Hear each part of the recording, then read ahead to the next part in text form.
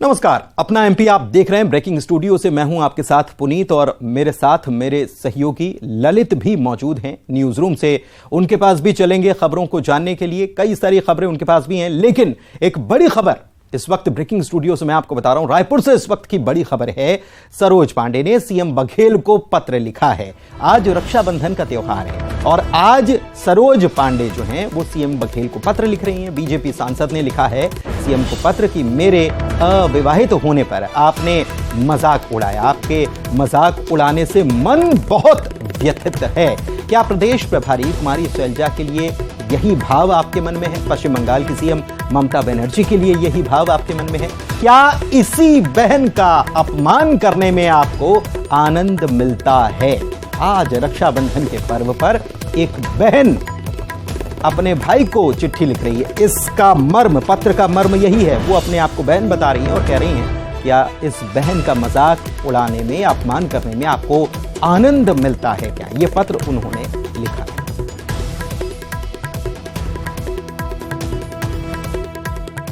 सांसद सरोज पांडे ने आरोप लगाया है कि दीपक बैच जी को बच्चे अभी उनको बोलना सीखना चाहिए। जो उस 21 लोगों का जो माथापच्ची चल रही उस पर बैच जी ने जो बयान दिया था उस पर 2 बार के विधायक हैं, लोकसभा जीते हैं, अब उसको बच्चा कर रहे हैं तो फिर वो तो शादीशुदा हैं, उसके बाल बच्चे हैं। सरोज पांडे जी तो अभी शादी भी नहीं हुई है तो सांसद सरोज पांडे ने आरोप लगाया है कि दीपक बैच जी को बच्चे अभी उनको बोलना सीखना चाहिए। जो उस 21 लोगों का जो माथापच्ची चल रही उस पर बैच जी ने जो बयान दिया था उस पर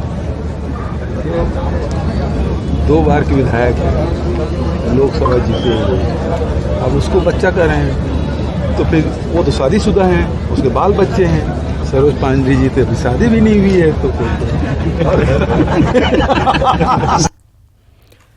तो आपने वो बयान भी सुन लिया जो मुख्यमंत्री भूपेश बघेल की तरफ से दिया गया था और उसके बाद ये प्रतिक्रिया के रूप में जो पत्र लिखा गया है वो भी आपने देख लिया। आकाश शुक्ला हमारे संवाददाता हमारे साथ इसी खबर पर लाइव जुड़े हुए हैं, सीधे उन्हीं के पास चलते हैं। आकाश, आज रक्षाबंधन का पर्व है। आज के दिन भाइयों की कलाई पर बहनें राखी बांधती हैं और भाई उनकी रक्षा का वचन देते हैं, लेकिन आज इस पर्व पर, रक्षाबंधन के पर्व पर राजनीति जमकर हो रही है। और अब सरोज पांडे ने जो पत्र लिखा है वो सीधे सीधे सियासी तो कहा ही जा सकता है, लेकिन अब जवाब कांग्रेस की तरफ से भी आने का इंतजार है कि क्या कांग्रेस करती है इस मामले पर। जी, रक्षाबंधन भाई और बहनों के लिए बहुत बड़ा त्यौहार होता है। इसमें राज्यसभा सांसद सरोज पांडे ने मुख्यमंत्री भूपेश बघेल को पत्र लिखा है। इसमें उन्होंने कहा है कि इस तरीके से अट्टहास बिल्कुल भी ठीक नहीं है, उनका मन व्यथित है। और उन्होंने यह भी याद दिलाया है कि पश्चिम बंगाल की मुख्यमंत्री ममता बनर्जी और प्रदेश प्रभारी कुमारी शैलजा के लिए भी क्या वह यही सोच रखते हैं। उन्होंने कहा है कि इससे पहले भी 2020 में उन्होंने शराबबंदी के लिए आपसे पत्र लिखा था, लेकिन वह राजनीति से प्रेरित बताया था। ऐसे में वह बेहद दुखी हैं और इसको राजनीति से प्रेरित मानते हैं। जी ठीक है, राजनीति से वो प्रेरित मानते हैं। ठीक है, हमारे सहयोगी ललित हमारे साथ न्यूज़ रूम से जुड़े हुए हैं, उनके पास भी चलते हैं, उनसे भी समझते हैं। ललित, आपने देखी ये खबर, मुख्यमंत्री का बयान भी आपने सुना और ऊपर से सरोज पांडे ऐसा पत्र लिख रही हैं और दिन भी उन्होंने खास चुन लिया, भैया को पत्र लिखा है बहना ने। जी जी, दरअसल पुनीत, आपने सवाल की शुरुआत में आपने 2 शब्द बोले थे, राखी और राजनीति। सारा जो मर्म है इस पूरे घटनाक्रम का ये उसी के इर्द गिर्द है। बीजेपी जानती है कि टंग ऑफ स्लिप का किस तरह से इस्तेमाल करना है। मुख्यमंत्री ने, जैसे आमतौर पर होता है, वो जा रहे हैं कहीं, लोगों ने सवाल जवाब दाग दिए और मुख्यमंत्री से एक रिएक्शन इस बात का ले लिया, इस पर उन्होंने ये बात कही है। हालांकि सरोज पांडे, ये किसी के व्यक्तिगत जीवन पर टिप्पणी से जाहिरा तौर पर बचना चाहिए सार्वजनिक उसमें, लेकिन बीजेपी ये जानती है, और आप भी इतने सालों से हैं, राजनीति को इतना करीब से देख रहे हैं, बीजेपी जानती है कि टंग ऑफ स्लिप का किस तरीके से इस्तेमाल करना है, और वही सरोज पांडे ने किया है। रक्षाबंधन भी है, इससे कहते हैं कि मौके पर चौका मारना। अब वो दिलचस्प होगा जो कांग्रेस की तरफ से आएगा। पुनीत, जवाब वो दिलचस्प होगा जो कांग्रेस की तरफ से क्या जवाब आ रहा है। आकाश के पास फिर से चलते हैं। आकाश, कांग्रेस की तरफ से इस मामले में कोई जवाब आ रहा है क्या? क्योंकि बयान पर प्रतिक्रिया दे रहे थे मुख्यमंत्री बघेल, ऐसा नहीं कि उन्होंने अपनी तरफ से कुछ बयान दिया हो, बच्चा कहा और इसीलिए दीपक बैज को बच्चा कहने पर उन्होंने प्रतिक्रिया दी थी। तो कांग्रेस की प्रतिक्रिया क्या है? जी, मुख्यमंत्री ने एक बयान दिया था, इस पे लेके सरोज पांडे ने पत्र लिखा है। इसमें राजनीति बिल्कुल साफ तौर से गर्मा गई है। बीजेपी इसे कह रही है कि यह राजनीति से प्रेरित है और लगातार मुख्यमंत्री पर निशाना साध रहे हैं, लेकिन अभी तक के कांग्रेस का इस पे किसी तरीके से बयान नहीं आया है। जल्द उनका बयान आ सकता है। जी, जल्द बयान आ सकता है। ललित, क्या कहेंगे? कांग्रेस की तरफ से कोई बयान ना आना, आज देखिए सबसे बड़ी बात यह है कि ये जो बयान मुख्यमंत्री का आया, ये तो बीते कल का बयान नजर आ रहा है, लेकिन मुख्यमंत्री की तरफ से बयान आने के बाद आज का दिन खास तौर पर चुना है। तो ये सवाल ये भी है कि राजनीति कर कौन रहा है? मसला ये भी बड़ा महत्वपूर्ण पुनीत की अब चूंकि पब्लिक डोमेन में ये बात है, बाइट के जरिए, सोशल मीडिया के जरिए, और मैंने कहा ना कि मौके पर चौका, उन्होंने लेटर भी लिख दिया है और दिन संयोग से कहें या प्रयोग से कहें, आज है रक्षाबंधन का दिन। तो जो भी बयान आएगा, देखिए मैंने कहा था ना आपसे कि बीजेपी का जो पावर है वो इसी तरह से टंग ऑफ स्लिप पर खेल जाना है। आइटम शब्द आपने देखा है मध्य प्रदेश की राजनीति में, पिछला चुनाव लगभग सेंट्रिक हो गया था इसमें। और संजय श्रीवास्तव साहब भी हमारे साथ जुड़े हुए हैं। संजय जी, मेरा एक सवाल रहेगा आपसे कि बयान आया है, एक लेटर को लेकर जिक्र हो रहा है, शादी ना होने को लेकर मजाक उड़ाए जाने का आरोप, ये पत्र लिखा है सांसद पांडेय ने। जी प्लीज। देखिए, मुझे ऐसा लगता है कि सुश्री सरोज पांडे जी, जो कि राज्यसभा सांसद भी हैं और जो सामान्य तौर पर जनता के बीच में रहती हैं, एक बड़े मनोबल के साथ में राजनीति के क्षेत्र में काम करते हैं, लेकिन यदि उन्होंने इस भाव के साथ में पत्र लिखा है, इसका सीधा अर्थ है उनको कहीं न कहीं इस बात को लेकर चोट पहुंची है। और मुझे लगता है कि एक मानवीय दृष्टिकोण से भी कांग्रेस के नेताओं को समझने की आवश्यकता है कि हम किस पर निजी तरीके से, हम किस तरीके से बातचीत कर रहे हैं। लेकिन कांग्रेस की फितरत रही है, कांग्रेस चल रहा है, हमेशा से रहा है कि इस तरह की चीजें कांग्रेस के नेताओं के माध्यम से हमेशा से होती रही। नहीं, आप संजय जी मेरे साथ आप लंबे अरसे से जुड़े हैं, इतने गहरे प्रवक्ता हैं आप जानते हैं कि दोनों पार्टियों की तरफ से इस तरह की बातें निकल कर आती हैं, जिसे आप बिलो द बेल्ट कहते हैं। जी, मुझे सवाल बता दीजिए, क्या पूछना है? जी, हेलो। हाँ, आप सुन पा रहे हैं संजय जी मुझे? हाँ, बोलिए ना, सवाल क्या है, बताइए क्या था विषय? आपने कहा कि कांग्रेस की तरफ से इस तरह के बयान आते हैं, खासतौर पर महिलाओं को लेकर, लेकिन ये दोनों ही पार्टियों की बातें हैं, दोनों ही पार्टियों की तरफ से इस तरह के बयान आते हैं, राजनीतिक नेताओं की तरफ से भी इस तरह के बयान आते हैं। ये राजनीति से ऊपर की बात है, आपको नहीं लगता संजय जी? नहीं, निश्चित रूप से राजनीतिक नेताओं की ही बातचीत हो रही है, आम जनता की अभी बात नहीं हो रही है। लेकिन अधिकांश आपने देखा हो कि कांग्रेस के नेताओं में न केवल विपक्ष के नेताओं को, बल्कि उनके अंदर खाने में भी कांग्रेस की जो महिला नेत्री, उनके में भी किस तरह की टिप्पणियां हुई हैं। दिग्विजय सिंह की बात अभी मैं सुन ही रहा था, किस तरीके की बातचीत, नटराजन के बारे में किस तरीके के विषय आए थे। तो मैं इस दृष्टिकोण से बोल रहा हूँ, हो सकता है एक आध दो कहीं गलतियां से बीजेपी के नेताओं से, लेकिन सामान्यतः इस तरह की चीजें नहीं आती महिलाओं को लेकर विशेष टिप्पणी, ये मैं कहने का अर्थ है। तो मुझे लगता है इन सब चीजों से राजनीति के क्षेत्र में बचने की आवश्यकता है, किसी को निजी तौर पर किसी को प्रताड़ना न हो, मानसिक न हो, इसलिए इस तरह की चीजों पर नियंत्रण रखने की आवश्यकता है। राजनीतिक हमले करें, कहीं कोई आपत्ति नहीं है। और आज का दिन वैसे भी जब उन्होंने लिखा है कि आज भाई बहनों का एक प्रेम का पर्व है, तो इस बात को समझना चाहिए। हिंदुस्तान की हमारी संस्कृति है, संस्कार है, इस संस्कार युक्त होना चाहिए। जी, प्लीज संजय जी बने रहिएगा आप, और आकाश भी हमारे साथ लगातार बने हुए हैं। आकाश, ऐसा लग रहा है जवाब कठिन हो गया है अब देना, अब कांग्रेस की तरफ से जवाब कुछ ऐसा लग रहा है कि इस बात का जवाब देना कठिन पड़ रहा है।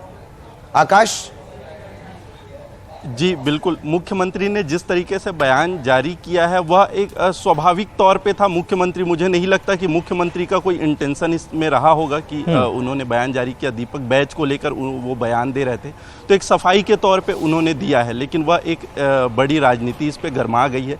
सरोज पांडे को काफी बुरा लगा है। चलिए, मैं आकाश आपको रोक रहा हूँ। नितिन जी इस वक्त कांग्रेस से हमारे साथ जुड़े हुए हैं। नितिन जी, एक रिएक्शन सरोज पांडे ने लेटर लिखा है, भावनाएं आहत हुई हैं, रक्षाबंधन के दिन उनकी भावनाएं आहत हुई हैं, शादी से जुड़ा हुआ एक बयान दिया गया था। जी प्लीज नितिन जी।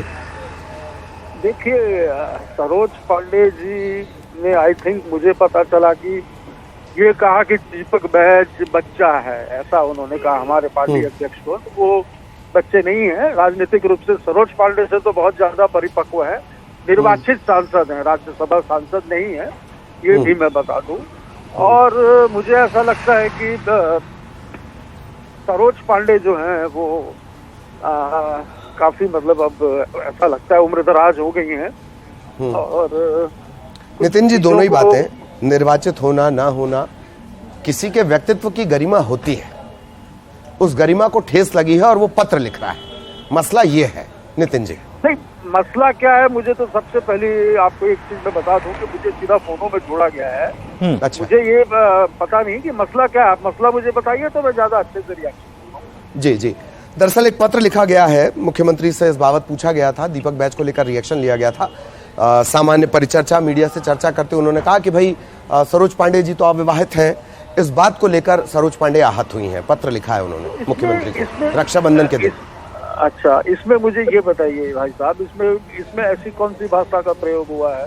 कोई बुरी बात नहीं, अविवाहित है तो वो अविवाहित है, इसमें नहीं, लेकिन तो कुछ नहीं कहा। लेकिन सरोज पांडे, मैं आपको बता देता हूँ नितिन जी, मैं आपको बता देता हूँ, सरोज पांडे लिख रही हैं कि क्या यही आपकी सोच कुमारी शैलजा जो प्रदेश प्रभारी हैं उनके लिए भी आपका क्या यही भाव है? मुख्यमंत्री से पूछा है। पश्चिम बंगाल की सीएम ममता बनर्जी के लिए भी यही भाव है। और क्या इसी बहन यानी सरोज पांडे अपने बारे में कह रही हैं कि इसी बहन का अपमान करने में आपको आनंद मिलता है, ये उन्होंने कहा है। रक्षाबंधन के दिन बहन अपने भैया को लिख रही है, भैया को लिख रही हैं, हम भी बड़ा सम्मान देते हैं, राजनीति अपनी जगह है, सरोज पांडे के व्यक्तिगत संबंध सभी नेताओं से अपनी जगह हैं, वो हमारी बड़ी है उम्र में, मेरे से भी बड़ी है। और किसी कोई व्यक्ति यदि अविवाहित है, मैं नहीं समझता उसमें कि वो अविवाहित है वो बोलना कोई बुरी बात है। चलिए नितिन जी, मेरा ख्याल है भाव भंगिमाओं को और शामिल कर लेना चाहिए था। ठीक है, मैं रोक रहा हूं आपको नितिन जी, थोड़ा देरी से आप जुड़े हैं दरअसल। चलिए ठीक है। संजय श्रीवास्तव और नितिन बंसाली साहब, आप दोनों का बहुत बहुत शुक्रिया, और साथ ही में हमारे सहयोगी हमारे साथ जुड़े हुए थे, उनका भी बहुत शुक्रिया। खबरों में आगे बढ़ते हैं और बात अगली खबर की करते हैं। जबलपुर से खबर आपको बता रहे हैं, स्कूल में हिजाब का मामला सामने आया। दमोह के गंगा जमुना स्कूल में हिजाब विवाद जो है, इसको लेकर हाईकोर्ट ने आरोपी स्कूल कर्मचारियों को सशर्त जमानत दे दी है। 50,000 के मुचलके पर सभी आरोपियों को सशर्त जमानत दे दी गई है। स्कूल के प्राचार्य जो हैं असफा शेख, शिक्षक अनस अथर, भृत्य रुस्तम अली को जमानत मिल गई है। हाईकोर्ट ने अपने आदेश में शर्तों के आधार पर जमानत दी है। आरोपी अपने जुर्म को फिर से नहीं दोहराएंगे। किसी भी स्कूली छात्र को कलावा और तिलक लगाने से मना नहीं किया जाएगा, ये शर्तें हैं। एमपी बोर्ड से मान्यता प्राप्त पाठनीय सामग्री के अलावा किसी धर्म विशेष की पढ़ाई नहीं कराई जाएगी स्कूल में। किसी भी गैर इस्लामिक धर्म के छात्रों को धर्म विशेष की शिक्षा भी नहीं दी जाएगी। हिंदू या जैन धर्म की छात्राओं को हिजाब पहनने के लिए मजबूर भी नहीं किया जाएगा।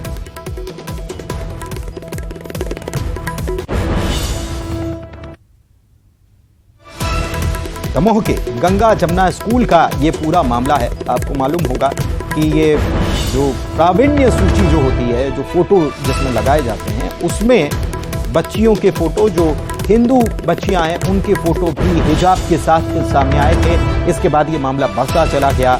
सरकार की तरफ से भी इस पर बयान आया। मामला हाईकोर्ट में पहुंच चुका है, गिरफ्तार हो चुके हैं कुछ लोग इस मामले में। और अब इस मामले में हाईकोर्ट की तरफ से जो जमानत दी गई है वो सशर्त जमानत दी गई, और शर्तें हमने आपको बता दी। पवन पटेल हमारे संवाददाता जबलपुर से जुड़े हुए हैं, उनसे जानकारी लेते हैं इस पूरे मामले को लेकर। पवन, क्या जानकारी, हाईकोर्ट की तरफ से क्या कहा गया जमानत? जी बिल्कुल, रक्षाबंधन के ठीक पहले, या कहें कि आज भी रक्षाबंधन मनाया जा रहा है, और आज जो है गंगा जमुना स्कूल के जो 3 कर्मचारी कहें, प्रिंसिपल और मैथ्स टीचर, साथ में भृत्य, तीनों के खिलाफ में जो मामला दर्ज हुआ था और गिरफ्तारी हुई थी, उन्हें आज सशर्त जमानत दी गई है। साथ ही सख्त चेतावनी भी दी गई है कि स्कूल में किसी भी तरह से छात्रों पर, छात्राओं पर किसी धर्म विशेष के अनुरूप आचरण करने के लिए दबाव नहीं डाला जाएगा। हिजाब पहनने के लिए, कलावा और तिलक न लगाने के लिए बाध्य बाध्य नहीं किया जाएगा। तो ये एक बड़ी राहत तीनों आरोपियों को मिली है। बहुचर्चित मामला है दमोह के गंगा जमुना स्कूल का, जहां पर स्कूल के बाहर एक होर्डिंग लगाया गया था जिसमें पास आउट छात्राओं के जिनके बेहतर अंक थे उन्हें हिजाब में दिखाया गया था और वहीं से ये पूरा मामला उठा था।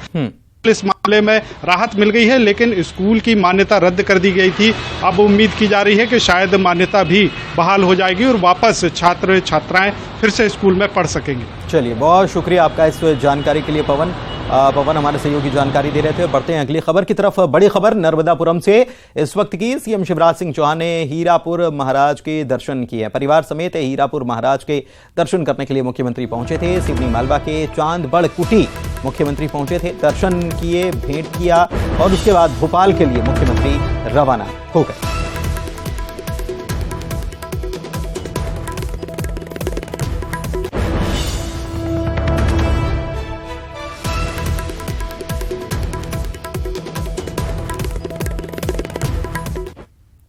वहीं भोपाल से बड़ी खबर आपको बता रहे हैं। दिग्विजय सिंह पर वीडी शर्मा ने फिर से निशाना साधा है। कल भी निशाना साध रहे थे वीडी शर्मा और एक बार फिर से, कल तो कार्रवाई की वो बात कर रही थी, कठोर कार्रवाई होना चाहिए।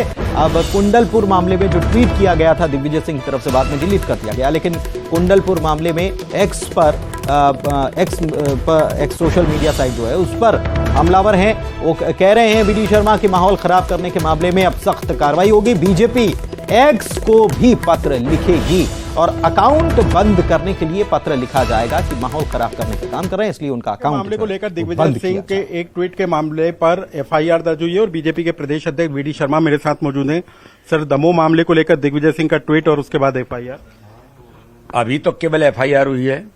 दिग्विजय सिंह जी को इसका जवाब देना पड़ेगा और उनके ऊपर कड़ी कानूनी कार्रवाई होगी, क्योंकि सामान्य घटना नहीं है। लगातार आप मध्य प्रदेश का वातावरण बिगाड़ने के लिए, धार्मिक और सामाजिक भावनाएं भड़काने के लिए आप जो इस प्रकार की व्यूह रचना रच के ट्वीट करते हैं जिससे समाज भड़के, धार्मिक भावनाएं भड़के। आपने कुंडेश्वर के मंदिर में जिस प्रकार से ट्वीट किया और वो फेक साबित हुआ और आपको डिलीट करना पड़ा, वहां के समाज के, वहां के प्रबंध समिति के लोगों ने कंप्लेंट की कि यह इस प्रकार से गलत है और उस पर 153 की एफआईआर हुई है। आपने कुछ दिनों पूर्व आपने वहां पर जाकर के खरगोन की। और आइए अब देखते हैं 25 सेकंड में खबरें। उज्जैन में महाकालेश्वर मंदिर में बाबा महाकाल को बांधी गई पहली राखी। भस्म आरती के बाद पुजारी परिवार की महिलाओं ने मनाया रक्षाबंधन। अन्य भक्तों ने भी भगवान महाकाल को अर्पित की राखी। उज्जैन के महाकालेश्वर मंदिर में 1.25 लाख लड्डुओं को लगाया गया भोग। पुजारी परिवार के द्वारा राजोधिराज महाकाल को लगाया गया लड्डू का भोग। भस्म आरती से रात शयन आरती तक आने वाले भक्तों में बटेगा प्रसाद। भोपाल में रक्षाबंधन के मौके पर BCLL ने महिलाओं को दिया तोहफा। बहनें आज बसों में कर रही हैं मुफ्त सफर। कुल 368 बसों में सुबह 8 से रात 9 बजे तक के लिए सुविधा लागू। में आज बैंक, ट्रेजरी और LIC में भी छुट्टी। पहली बार रक्षाबंधन के मौके पर वित्तीय संस्थाओं में अवकाश घोषित है। United forum of bank unions ने सीएम को लेटर लिखकर मांगा था अवकाश। छतरपुर के बागेश्वर धाम महाराज को बहनों ने बांधी राखी। भद्रा काल होने के चलते बाबा ने सुबह ही बंधाई राखी। राखी पर महाराज ने बहनों को दिए उपहार और आशीर्वाद। हरदा में ट्रांसफार्मर में लगी भीषण आग। डीपी पर 11 kV का तार गिरने से हादसा। दमकल ने पाया आग पर काबू।